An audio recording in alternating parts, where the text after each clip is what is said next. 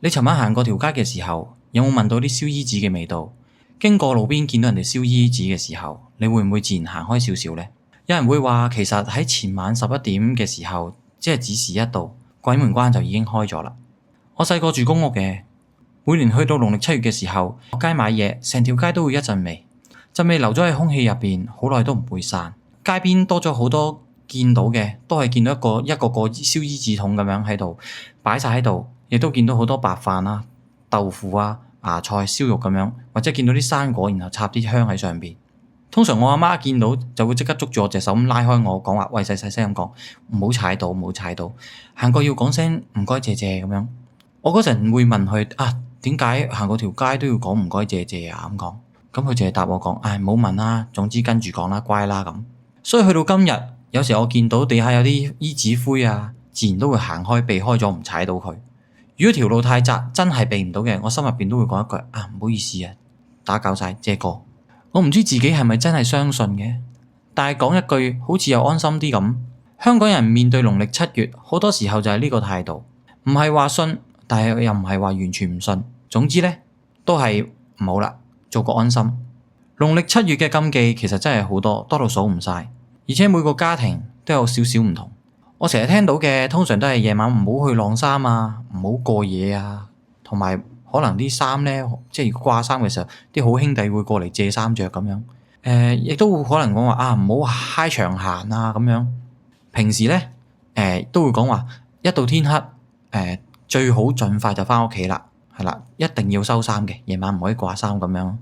咁有時好多時候我哋會覺得啊，聽咗咁多混混雜雜嘅嘢，我哋自不然，我哋覺得啊，會唔會寧願做多好過做少？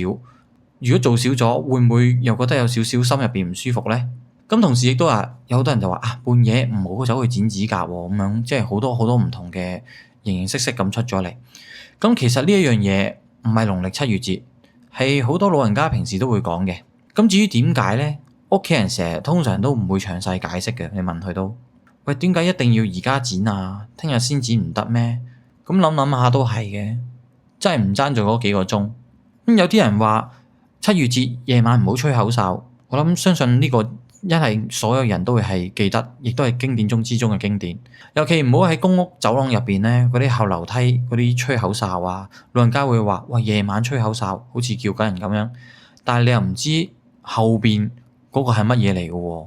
細個走喺走廊吹兩聲，大人通常即刻就會學住你，喂，收聲，唔好再吹。而家其實諗翻起以前公屋隔音咁差，夜晚喺條走廊度吹口哨，成層都聽到。其實啲嘢未必叫到嘅，但係嗰種感覺，鄰居一定出嚟投訴你先咯。夜晚行街，有啲人亦都會叫，唉，唔好大聲叫人嘅全名啊，最好叫花名，或者行近啲先叫。民間有個傳說話，如果你叫人全名，唔好隨便喺夜晚入邊大聲叫出嚟，費事俾一啲唔應該知道嘅嘢去記低咗。亦都如果聽到有人喺後邊叫你嘅時候，千祈唔好即刻擰轉頭，因為老人家成日講話身上面有3把火，頭頂一把，膊頭有2邊，突然之間擰轉嘅話，可能會吹熄其中一把。所以有啲人會停一停，然後先慢慢成個人咁樣轉身過去咯。同一個講法之下，亦都有好多人話啊，夜晚唔好無啦啦拍人個膊頭，就算唔講3把火，夜晚突然之間其實俾人拍一拍，個心都真係嚟一嚟嘅。仲有一樣好貼地嘅禁忌啦，咁當然喺街上邊見到嗰啲錢啊，唔好亂咁執，尤其喺路口附近嗰啲散銀啊、碎紙啊、紅色利是，佢哋一定係堅持叫你唔好執噶啦。咁當然有人話嗰啲係買路錢，亦都話可能係同祭祀有關嘅，根本唔係俾普通人跌低俾你執。咁有啲版本就係仲會話啊，利是入邊可能攝咗啲頭髮啊、指甲啊、相啊，其實你一執咗就等於收咗人哋份禮，之後會發生咩事，大人通常都唔會講落去。講到呢啲，其實你已經可以話好多嘢唔敢再掂噶啦。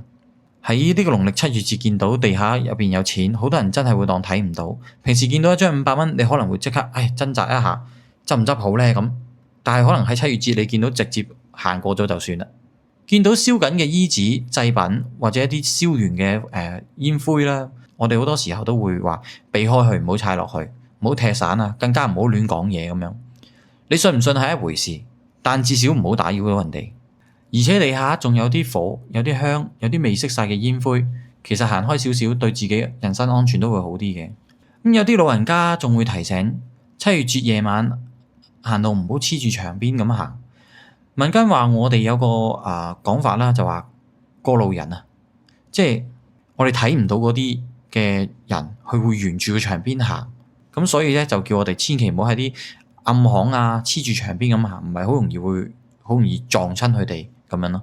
當然啦，亦都有其他嘅説法，就係話夜晚半夜搭 lift，如果部 lift 突然之間喺一層你冇撳過嘅 lift 入邊突然之間打開咗之後，出邊又冇人喎。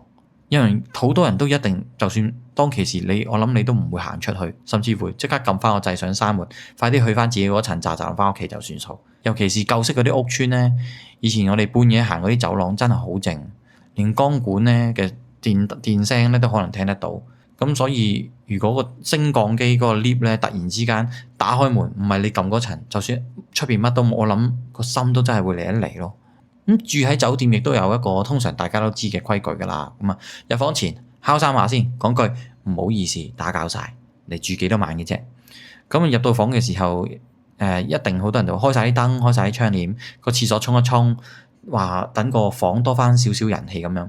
如果一間房有2張床，淨係一個人住嘅話，有人會將啲行李咧全部放晒另外一張床上邊，話鞋頭唔好對住張床啊，鏡都唔好直接照到自己瞓覺嘅位置。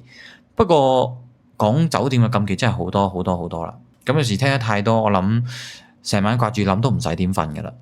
咁啊，仲有另外一種最常聽到嘅禁忌咧，就係話夜晚唔好游夜水。老人家話7月水鬼揾替身，尤其喺水塘啊、石澗啊、海灘啊呢啲夜晚冇晒救生員嘅地方咧，甚至乎呢啲地方其實好靜悠悠㗎嘛。你唔好講話完全唔好講鬼啊，其實你咁樣去游水都已經好危險啊。因為由於真係嗰個光線不足，又冇人喺度睇住，又睇唔清楚啦。就算有嘅都，你又唔知道個水底下邊嘅情況係點樣。如果遇到一啲暗流或者突然之間抽筋，我諗都冇人可以幫到你。咁所以同樣嘅道理，喺夜晚嘅時候，我哋都唔建議真係去一啲偏僻嘅地方啦，譬如一啲後山啊、後巷啊、荒廢咗嘅地方啊，或者冇乜人行嘅路靜幽嘅，特別話去咩試探探靈呢啲咁樣。